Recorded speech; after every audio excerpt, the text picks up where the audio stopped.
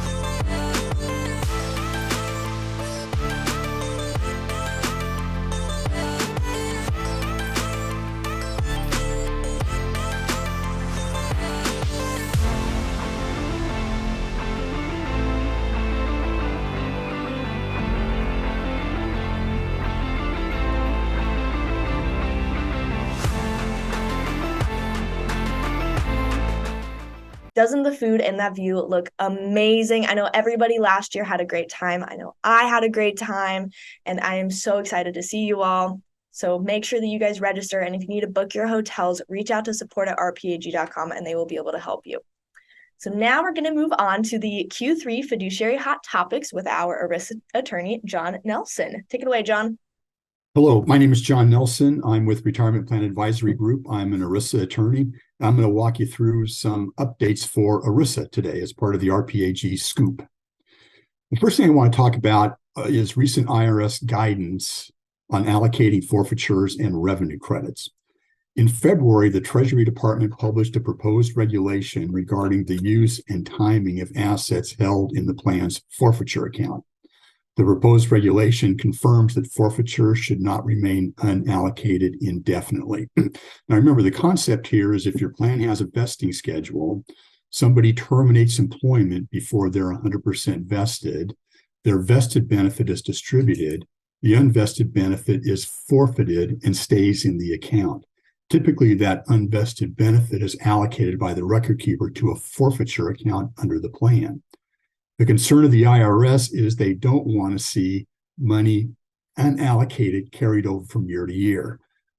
So they've come out with this proposed guidance in the form of a regulation telling us that we need to allocate forfeitures no later than the end of the plan year following the plan year in which the forfeiture occurred. So, for example, if a participant leaves in 2022 and incurs a forfeiture in 2022, that forfeiture needs to be allocated by the plan or used no later than the end of the 2023 plan year.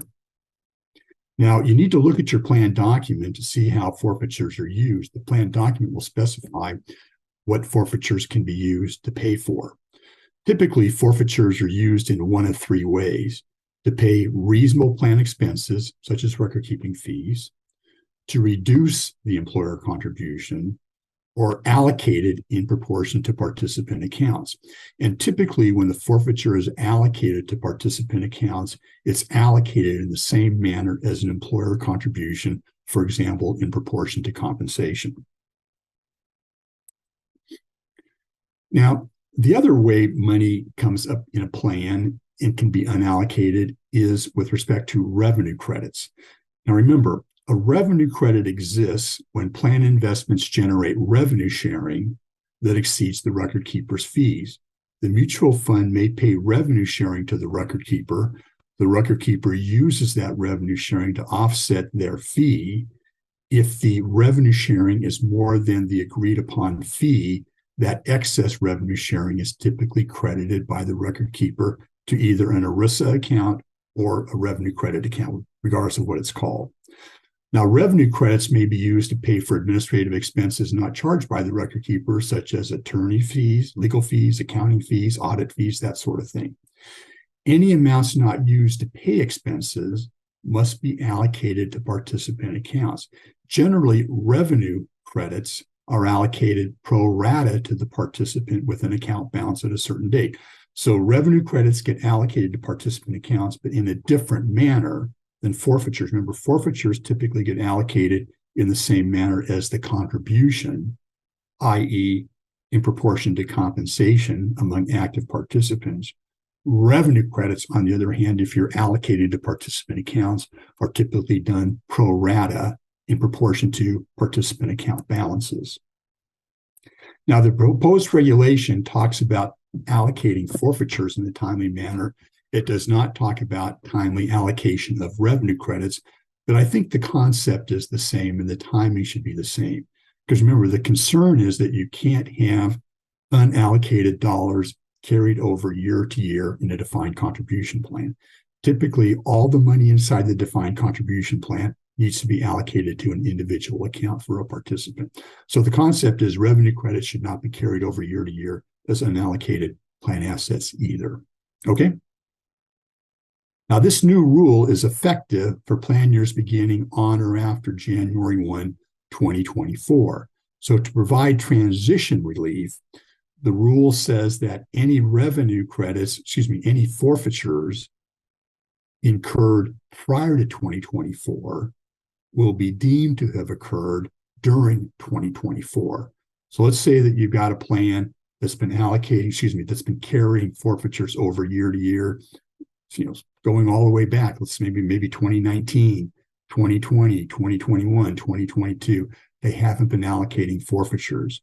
Under the transition relief, those forfeitures will be treated as if they were incurred during the 2024 plan year. What does that mean? It means that those forfeitures then need to be allocated no later than 12/31/2025, the following plan year. Okay, hopefully that makes sense. So the idea is when we get to the end of 2025, there shouldn't be unallocated forfeitures carried over year to year. And as I said, I think the same reasoning applies to revenue credits. Those should also be allocated timely in the same manner as forfeitures. All right. So for plan sponsors that have been accumulating forfeitures, this means those forfeitures need to be used by the end of the 2025 plan year. All right. Let's shift gears now and talk about another big change, and that deals with the audit requirement for Form 5500s. Now, most of you know that plans with more than 100 participants typically need to file the full 5500 and attach an annual CPA audit. That CPA audit is valuable, but it's an expense. And oftentimes that's an expense that smaller plans would rather not have to pay. Now, for purposes of the audit requirement, if you have more than 100 participants in the plan, you're subject to the large plan audit requirement. The key is the definition of participant for this rule. Under the old rules, a participant meant anybody who's eligible for the plan, regardless of whether they're participating or not. So with 401k plans, 403b plans, you could have somebody who's eligible to make contributions to the plan. They've met the plan's eligibility rules, whether it's minimum service, minimum age, but for whatever reason, they choose not to participate. As a consequence, they're eligible, but they don't have an account balance under the plan. But under the old rules, they still count as a participant for purposes of the 100 participant threshold. Under the new rule, rather than counting all participants who are eligible, you only count participants who have an account balance at the beginning of the year. So all those folks that are eligible but don't sign up, they don't count as participants anymore. What that means is that the threshold for the plan is going to be lower. All right. We may have had people meeting that 100 participant rule. We won't have that anymore.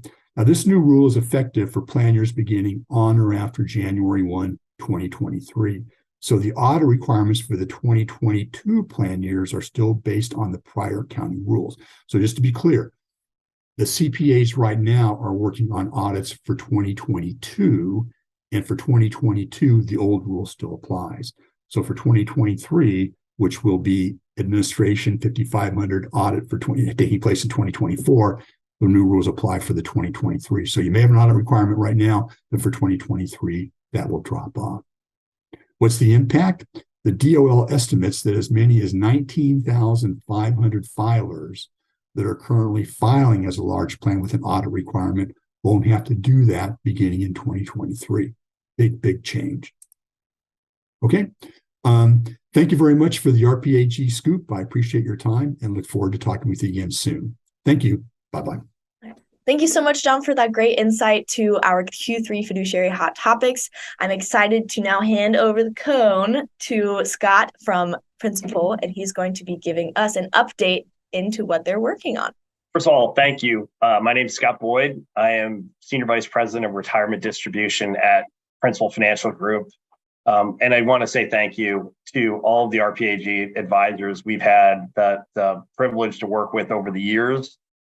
Certainly, we've grown a great business together, and one that we continue to hope to grow significantly over the next few years. So I thought I'd maybe give a couple updates that I thought would be important to everybody on the call around Principal Financial Group, get these on your radar about things that we're working on, excited about, and really we think are going to help us continue to create a really great value proposition for all of you out there. First one is Retire Pilot. We're obviously incredibly excited about creating a version of FlexPath that is specific to Principal. We're off to a great start. We have over $300 million committed to Retire Pilot, which is just a really great and very strong start to the partnership. We certainly expect to do lots more and really have made this a strategic priority on our side because it's a great example of shared economics, of situations where both organizations can bring a world-class solution and great things to the market, meet needs, but also I have members of my team who are directly responsible for driving Retire Pilot and thinking through opportunities, whether it's against some of the underperforming, or maybe not underperforming, but we're certainly where we're outperforming. Fund families that are out there thinking about it within our existing book is also, as well as thinking about it from a new business perspective and a sales perspective. And that's where we really hope to be working with all of you to find those new opportunities, grow our Principal block together, and use Retire Pilot as one of the really big drivers of that success. The second one is our launch of Intelligent QDIA. So lots of names in the industry for this: dynamic QDIA, hybrid QDIA, whatever it is. We chose ours to be Intelligent QDIA, and that's really thinking through, how do you marry certain things up, Retire Pilot with managed accounts. I know creating a managed account solution, an advisor managed account solution, is something we're certainly talking to leadership about and making sure that it's prioritized to optimize that kind of a package. But getting that capability is sort of the first step for us and something that's really important. And we just recently launched that capability and can continue to enhance it to be able to use it not only with target date funds like Retire Pilot, but also with our Retire View product to the extent somebody wants to use a different solution. We have the ability to make that happen as well. So that's something we're excited about. Third one is really around plan design. We've really, and this is probably more in the maybe $10 million plus market. But it's really thinking about how we can take more complex have more complex plan design conversations, dual plan designs with a lot of organizations out there that are struggling with testing issues, the ability to give their highly comps the full opportunity to save. There are industries that we can look at and benchmark different types of industries within a geography. So it's not that you're always competing with a firm that's in a similar industry for the same talent, but that talent may be competed for by multiple organizations in multiple industries. And so being able to benchmark the plans that you have or the benefits that any organization has against those competitors for that talent is something that we're certainly looking to try to do as well. We've brought on that capability, and it is truly become a differentiator for us. And as you get into the mid to larger end of the market, it becomes a very acute weapon for us and a great conversation. It is very much a conversation that's had with the treasurers, CFOs, because it does have significant financial implications, and really is something that the best advisors in the industry like yourselves should be utilizing, either with your existing clients or with prospective clients where they're big enough where there's a mutual interest in trying to get those over. So that is something that truly is for us unique. It's not replicated anywhere else in the industry, and we're really thrilled to have that capability and certainly encourage you all to try to use it. And the last one for us is really gets down to TRS, which has been our calling card for many, many years. We are a single phone call organization, meaning all of you need to make one phone call. Your clients need to make one phone call. Realistically, we can solve all of their needs. There is no need to piece together multiple solutions if they have a DB plan, if they're thinking about pension risk transfer, for example, DB administration, non-qual, equity comp, ESOP, they're thinking about trust and custody needs. All those things are under our umbrella. And so you get that single phone call concept where there is really nobody else that you need to call in the industry, and really nobody else who can replicate that. So that's been a big focus of ours, and continue to invest in that capability, make sure that all the full value prop is felt. We're going to be doing some stuff around how do you take some of that knowledge and that capability and expand the concept of TRS beyond an experience, which is typically kind of where it's been positioned before. That you're basically saying, hey, working with a single point of contact is more efficient. There's pricing efficiencies that come from it. From a participant experience, they can see everything in one spot, and from a financial wellness perspective, it does make it easier for that participant. But I think what we're seeing and what we feel and where we think we can differentiate ourselves going forward, and Retire Pilot will certainly be an important part of this, is we think that TRS can drive better investment outcomes. And really, if you think about the vast majority of the platforms out there, when you're looking to allocate somebody into a target date fund, you're asking a couple simple questions of, how old they are and when they want to retire. And I think you've seen some of the things Morningstar has said at the DOL and others that say, hey, that's not dynamic enough. That's not personalized enough. They need to be more personalized. And we certainly think that the personalization can lead to a better outcome. For example, if a participant who has a traditional DB plan and a pretty significant balance in their traditional DB plan, if we were asking to allocate them based on just component parts that they have for their DC plan, you might have a participant who's overly conservative, who doesn't really think about the traditional DB plan as the fixed income part of their portfolio, and therefore are overly allocated in their towards fixed products on their DC side, and maybe not as aggressive as they can be in equity. When you layer in things like ESOP, equity comp, all those things, those are all bullet point or all data points that are important. And so being able to bring those together and use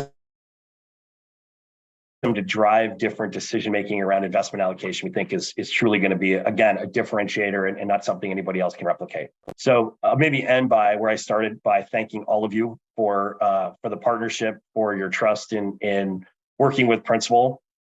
We don't take it lightly. We understand that this is an important part of your lives, and we want to make sure we do our best to meet your needs and your expectations every single day. And when we don't, we get it fixed pretty quickly and do our best to drive the best outcomes we can for you and your clients and all our participants.